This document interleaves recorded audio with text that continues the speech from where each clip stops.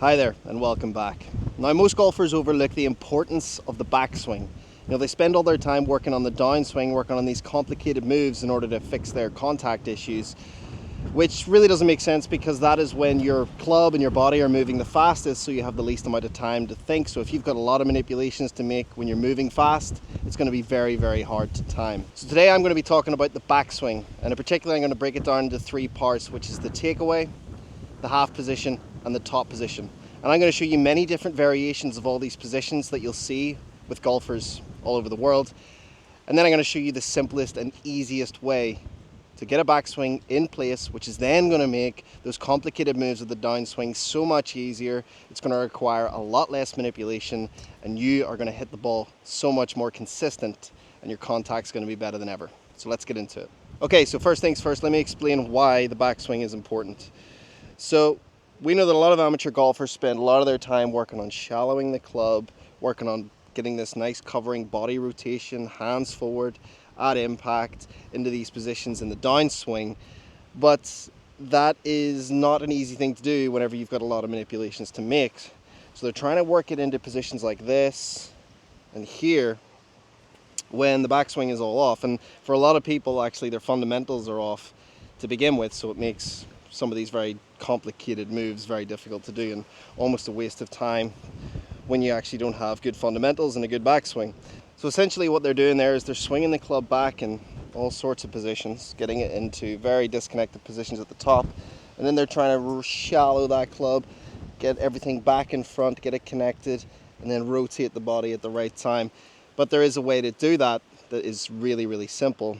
Whenever you're trying to isolate each part of the downswing to different moves, it's very difficult to time that. And yes, you might be able to do it if you go stop, stop, feel it that way, and then hit. That might work, but as soon as you go to a full swing on the golf course and you're thinking about breaking your downswing down into 2 or 3 parts, that's going to be very difficult. So if I show you an alternative to that, which is a backswing that's in a very nice connected position, then if I simply learn to just transition correctly, the club will shallow naturally and everything will unwind in the correct sequence, which is just so much easier than trying to work the club into all these positions when it's not on plane to begin with. So what we're going to be doing in the backswing is we're going to be talking about how to get it onto the correct plane, or to have it in the best position possible in order to make that downswing easier. And the way I like to think about it is very much a sequence. So with the backswing, we have our takeaway. And in my experience, I've known that if the takeaway is on plane, it's much easier to set the club on plane. Then it's easier to have your body and your chest and your upper body work together correctly to get it into a really nice connected position at the top. And then it's easier to transition and get the sequence right on the way down. So we're going to be talking about those 3 positions, and we're going to go through a couple of different variations of it as well, just to give you an idea. Okay, you can put it there, you can put it there, but I'm going to show you kind of the advantages and disadvantages of those positions, and then the advantages of what I believe is the easiest way to swing a golf club on the way back. So first things first, what we see a lot of people doing in the takeaway is that they think that they've got to rotate their body early, because a lot of people do struggle with body rotations, so they're sort of taught, or they believe that if they rotate earlier, it's going to be much easier to get into a better rotated position at the top of the backswing. But if I simply just rotate and pull my hands back, you're going to see that the club gets way in behind me here. And if I was to just continue swinging that way without manipulating that to get it into a position at the top, that's about as far as I can go. And the club's super, super flat. It's going to be very hard to hit the ball from there. So what most people will then do is you'll see that this right arm, this right elbow will start to flare out. The connection at the armpit will start to dissociate, and we'll start to see the club getting worked steep, and then eventually it'll get across, and a lot of people will then get over swinging, and that is just going to require so much timing to get that back into position to be able to strike the golf ball. It is just so difficult to do that. So having the takeaway in here is definitely not something that we want to see.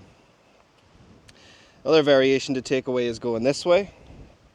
Now, what we see a lot of the time with this is people just know that they want to keep the club outside their hands as they take it back. So what they'll feel is the hands and arms are moving away from the body, and so the club very certainly stays outside the hands. And the problem with this is that we've disconnected the arms immediately. The connection at the armpits is completely gone on both arms. So then something needs to happen to get them reconnected. And generally what we're going to see from here is this. People are going to stand up a little bit out of posture. The club's going to get super flat. And then more manipulations are going to have to happen to get it back in place. So essentially in this one, it's gone off plane straight away, and then it's gone off plane the other way. Okay?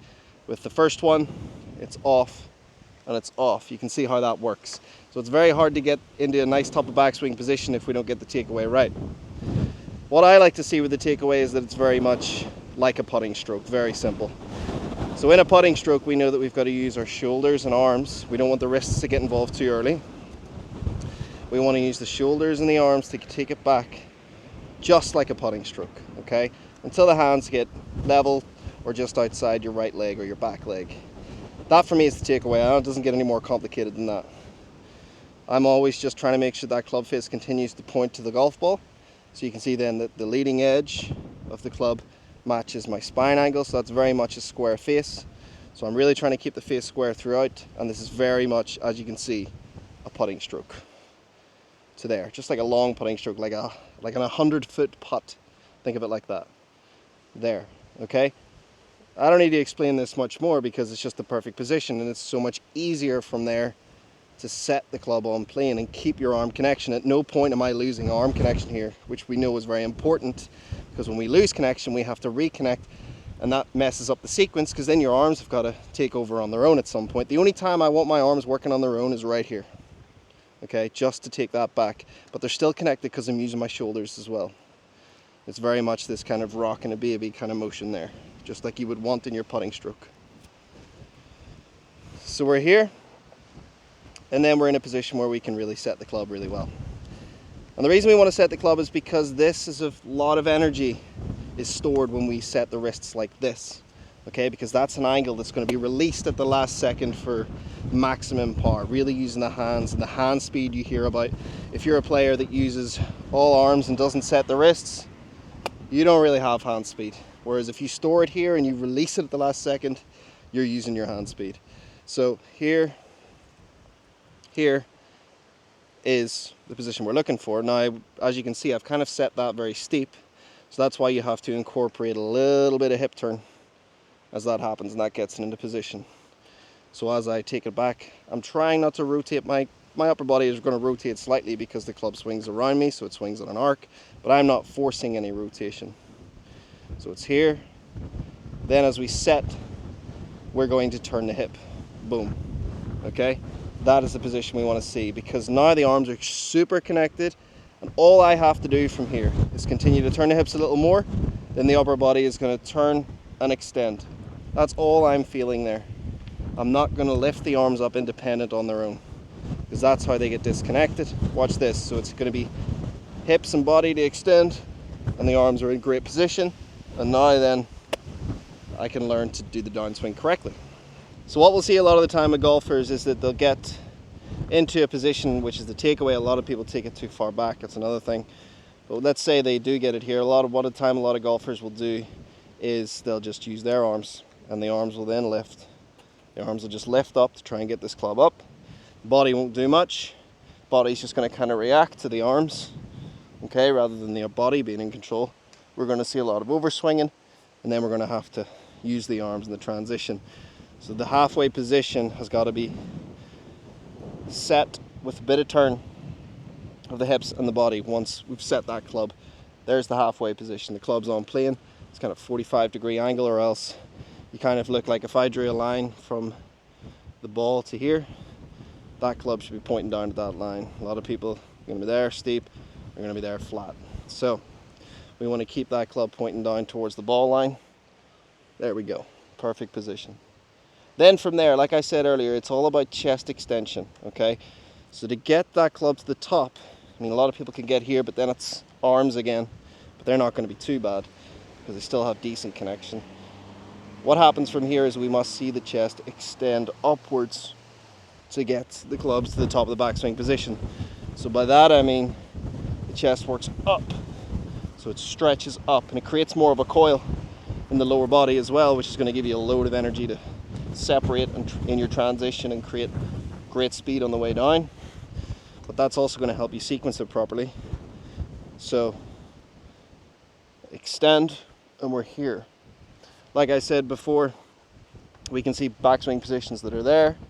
That's going to require this. We can see backswing positions that are there. It's too shallow, it's got to steepen out somehow. So you stand up. It's one way to people try and counteract that. Whereas if we're here in this position, all we have to do is then we can make a nice move into the downswing. We can separate, we can let the pressure move left, the lower body can squat back, and then from here we can rotate and lift, push off the ground so that you can then release that club. Okay, so it's there. That's what we're working towards. That's a powerful movement, and it's also a very consistent movement as well. Something you can replicate over and over. When you're trying to go here and round, it's very hard to replicate that because the arms are too independent. They're doing too much of the work. So like I said, when we're looking at the backswing, we want to see 1, takeaway position, 2, halfway position, 3, top position, and then you can work on your swing. So what I recommend everyone does is just work each position as you can. So before you hit the shot, go takeaway, really feel that putting stroke. Okay, then go add another level to it and go there. So as soon as I'm going to set the club, I'm going to turn the hip a little bit as well with the body, and then go top position. Okay, well, what I'd also think is great is if you do sort of half swings and practice actually striking the ball like this. So, and again with the mid iron as well would be great. So just kind of go 1, 2, 3, try and make contact. Keeping that club on plane is key. It's really going to help you be a lot more consistent. It's so much easier. And if you see my last video, you know that simpler is better. And this is simple, but it does require a little bit of work. But again, all these complicated moves you're trying to make require even more work, and you might not even get the result because it's so much manipulation and requires so much timing. Timing has to be impeccable whenever you're moving it off plane so much, whereas this, it's easy. You don't need as much timing. It's actually really simple. So halfway through. And you can see, I mean, I get people in my lessons, I stick them into this position here. I put them into this half position, even if they're fairly new to the game or they're really struggling. I make them stop, I put it in position, and I say, just hit it. And they always hit it well from that position because the position's so great. It's so easy to hit it from there, okay? The other thing is I get so many people online telling me, oh, this is too complicated. There's no way we're all going to be able to swing this. You need to learn how to teach the golfer, blah, blah, blah. It's just so not true. They just don't want to put the work in. If you get it to here, it's so much easier to hit it. So once you've done that, I recommend going to the full position. So it's going to be here, 1, takeaway, half position, top position, and go. And then learn to hit it from there. And then once you do that on the range, you spend your time practicing that on the range, really breaking it down. You don't need to be hitting wonder shots at the range. You just need to be working on your technique. Then when you go to the golf course after you've worked on this for 60 balls for a couple of times a week, you're going to see a difference. Your body's going to start to get that club into better position more naturally. Keep the backswing as slow as you want. And really just be very deliberate about getting into those positions. I really recommend having a phone there so that you can record yourself and check it. Once you've done all that and you've practiced it over and over again, then you're in a position where you can start really putting power into your downswing. But I'm telling you, once you're in a great position here, your downswing is going to start to get better immediately.